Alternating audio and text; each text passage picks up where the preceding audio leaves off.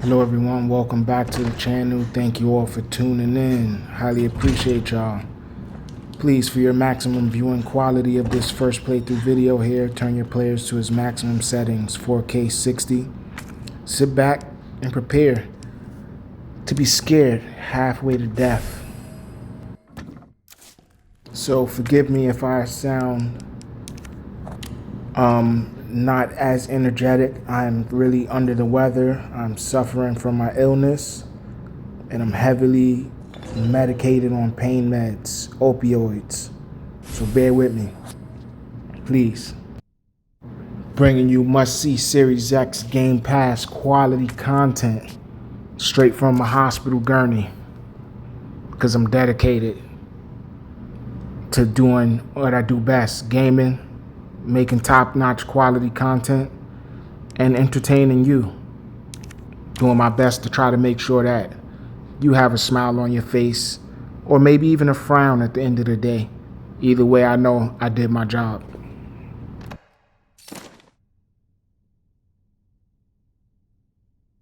Let me just sweep through my inventory here, trying to make sure I have the necessary items that I need.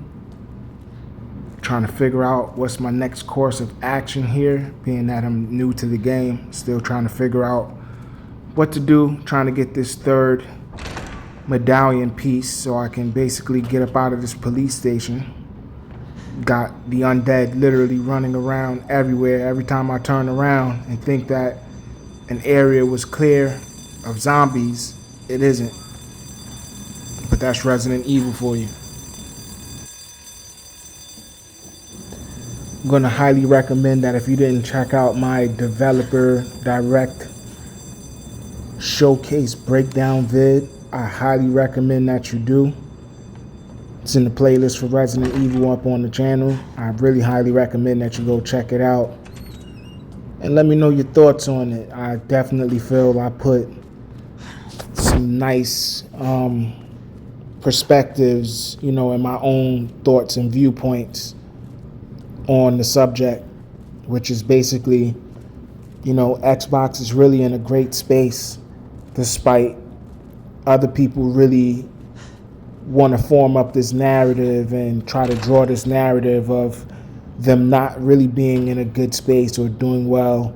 They're going third party, full third party, and their games are going everywhere. And we already know whose community is the main ones chanting and praising that to the mountaintops. You don't see no Nintendo users begging or making these type of claims and statements over social media claiming that Xbox is going full third party and going to their platform, which is a Nintendo Switch, right? And with that being said, you know why? You know why you don't see Nintendo users screaming at the top of their lungs, Xbox sucks, Xbox games sucks, their Microsoft Studio game makers suck? You know why you don't see them, saying things like this across social media platforms? That's because the Nintendo fans and community, diehard users that's been using Nintendo since way back when basically games were 2D, and they still following that same type of trend, marching to their own drum beat. It's because their community is happy. That's because their community has games. That's because their community has an iconic gaming legend that they're still playing that will never go anywhere, named Mario and Zelda and Star Fox and Samus, Metroid. The list goes on and on and on with the Nintendo catalog as far as games that's developed by Nintendo that's only on Nintendo. But I don't want to ramble and lose track of the point that I'm trying to make here. I want to get straight to it. I'm going to basically not really hold any punches. So always that community. We know who they are.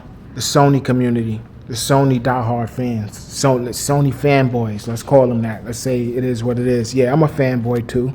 I'm biased. Absolutely. I'm hardcore Xbox. I'm X's up to the casket dip, right? And that's literal. Like X's up until the casket freaking dips. Like I said, I'm literally doing this video of Resident Evil, trying not to be scared to death, putting this together from a hospital gurney, right?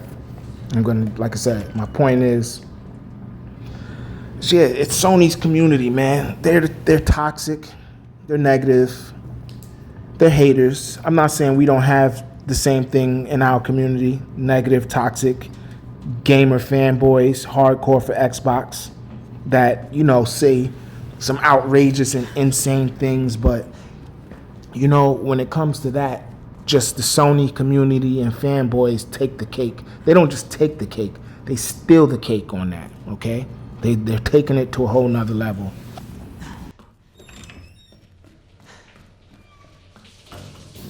Close friend of mine who actually did the artwork for my channel, that gave me the god Anubis from Egypt in the underworld, god of the dead, that did that artwork for me. It's lovely artwork, and I'm grateful.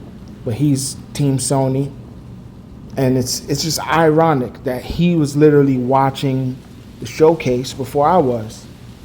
I completely forgot about it. Like I said, I'm ill, dealing with excruciating non-stop pain and being heavily medicated on narcotics to try to ease this pain any way possible. He's watching it, as well as many other Sony fanboys and diehard Sony users. I can even call it just Sony fanboys, right? He's watching it. So, of course, there's plenty of other Sony fanboys that's watching the showcase. And like I said, after I caught basically the end of the showcase with Destin and the rest of the IGN panel and crew up there, giving their thoughts on the videos and the games that were showed from Microsoft Studios. You know, like I said, he asked me a question about Indiana Jones being third person. Why is it in first person? Why wouldn't it be in, you know, third person?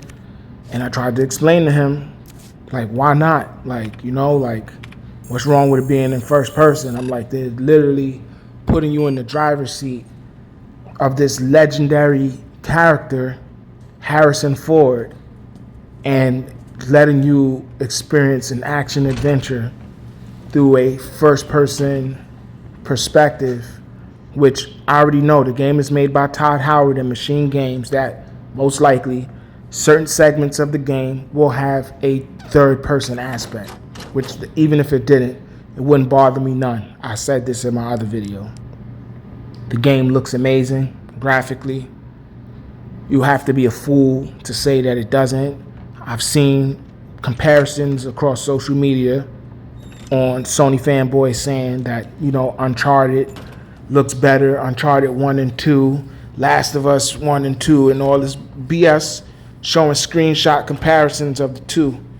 And if you want my opinion, yes, those are great looking games from the Sony studios. Absolutely. I'd be a liar if I said it wasn't.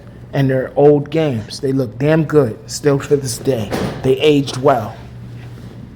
But that doesn't change the fact that is no way in the heck you're going to tell me that those games look better than a new IP designed for new game and tech and engine. There's no way. There's just no way in hell. I'm sorry, I gotta cuss. There's no way. It's impossible. There's no way. Especially running off of a hardware on a machine that has more power in it spec-wise. And even if you want to go to the lower spec machine, which is the Series S, it's still gonna look phenomenal. People sleep and throw so much shade at that very capable next-gen machine because it's running all the same games with majority of the features that the Series X is using. They're optimizing games really well for the Series S. And I don't want to get into a deep dive of the Series S, which you got to go and check out all of my older content videos when I first started the channel with the Series S. And then you'll understand my thoughts and takes on the Series S, because it's a really well constructed and put together machine. Okay? Point blank period. With that being said, like I said, there's just so much hypocrisy and delusion going on within the gaming community, especially when it comes from the Sony fanboy and Sony user community. I'm almost sick of these dudes. I'm sick, literally, in the hospital, and I'm literally sick of these dudes. Like, literally, it's sad. It's pathetic. Pause when I say this, but let's be honest. Let's address the elephant in the room. The elephant in the room is Xbox. It's Microsoft. The elephant in the room with the elephant gun is Xbox. It's Microsoft. Elephant in the room with the elephant gun. It's Xbox. It's Microsoft.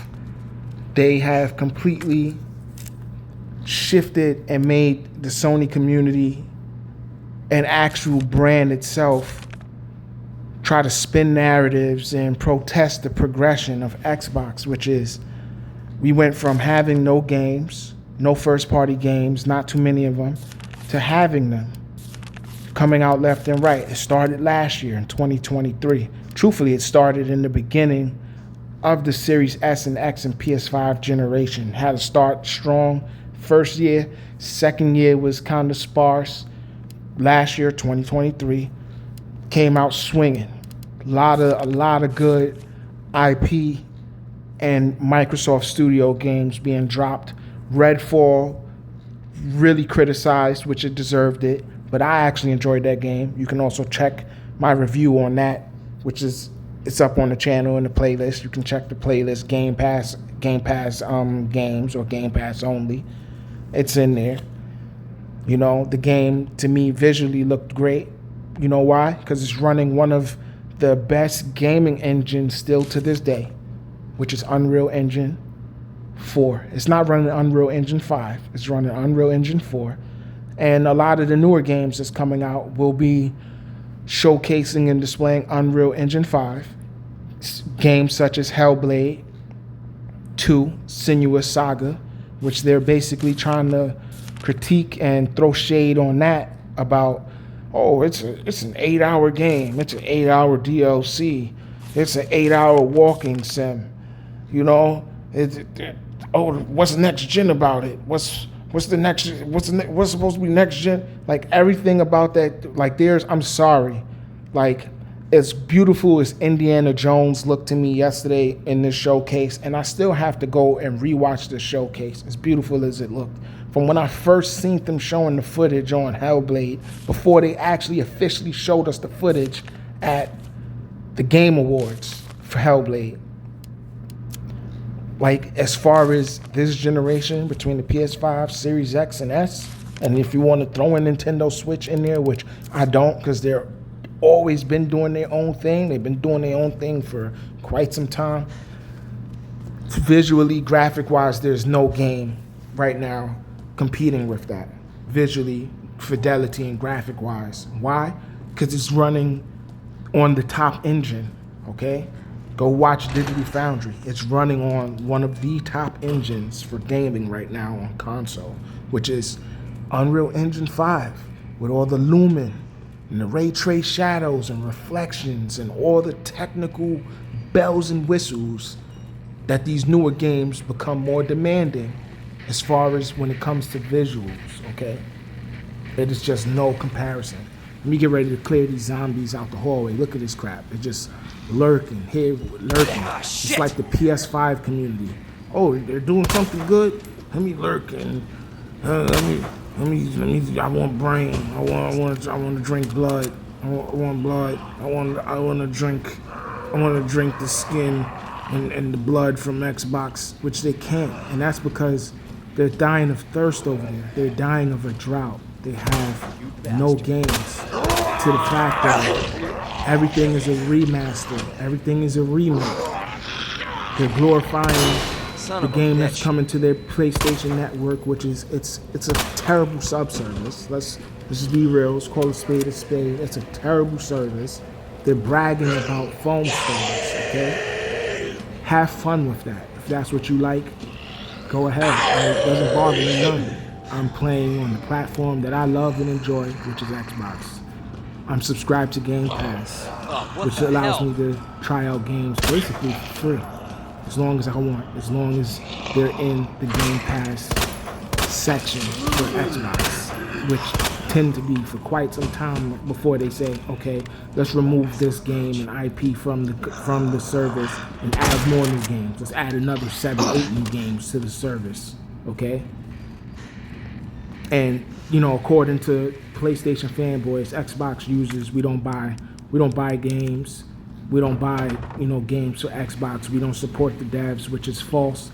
There's analytics that's been shown recently that because of Game Pass, it is a well-known fact that because of Game Pass Ultimate and PC, Xbox users and Game Pass subscribers are more likely to purchase video games. We're more likely to purchase them because of Game Pass. And I think, if I'm not mistaken, this article and this analytic that was showing this, as look at this thirsty zombie, reminds me of the PS5 community, PlayStation community, just thirsty. Oh, you got games? It's trash. Xbox going third party. Look at me on my back. Get off my back. Get off me. Get off me. Straight up. Got me messed up. Over here bleeding out. But yeah, as I was saying before I was interrupted, and literally it's like countless. Look at this. Really? Look at this. Oh my God, coming up the wood. Like, this is what happens. Got no games, nothing. Not a leg or a shoulder, not a leg to stand on or shoulder to cry on. That's the community. Miserable. Misery loves company. Stay, son. That's the joke we used to make about it. Me and another buddy of mine from back in the day. Play, son. Because we didn't want to play nothing Sony. We didn't want to play no PlayStation games. Still to this day. I don't want... If it happens, it happens. If they port PlayStation games to Xbox, I don't see it happening, which that's fine if it does.